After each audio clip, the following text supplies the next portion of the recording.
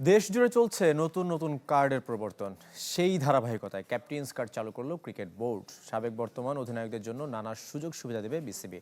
আর মধ্যে আছে আজীবন খেলা দেখার সুবিধা থেকে স্বাস্থ্য বীমা।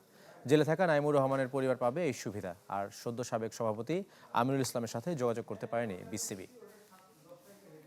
সময়ের সাথে সাথে দেখা দেয় নিত্য নতুন প্রয়োজন। রেডি থাকতে হয় প্রতি মুহূর্ত। তাই এলো ইনোভার, যেন আপনি লাইফে থাকেন রেডি প্রতিদিন। Innova, designed for now. নতুন সরকার গঠনের পরই ফ্যামিলি কার্ড, কৃষক কার্ড আর ক্রীড়া কার্ড চালু করেছে বিএনপি। ঘোষণা দিয়েছে হেলথ কার্ড চালুরও।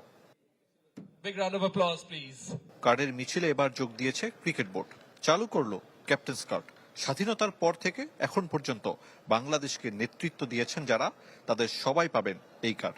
ঘটা করে অনুষ্ঠানের মাধ্যমে সে কার্ড তুলে দিলেন বিসিবি সভাপতি তামিম ইকবাল।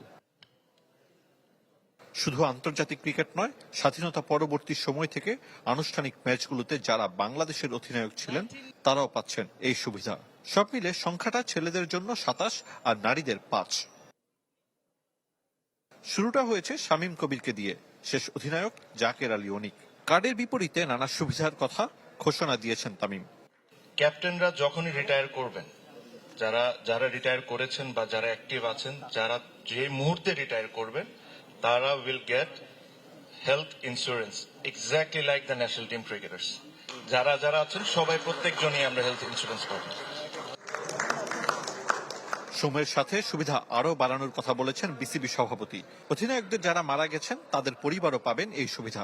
কারাগারে থাকা নাইমুর রহমানের জন্য একই নিয়ম। তবে বিদায়ী সভাপতি আমিনুল ইসলামের সাথে যোগাযোগ করতে পারেনি বিসিবি।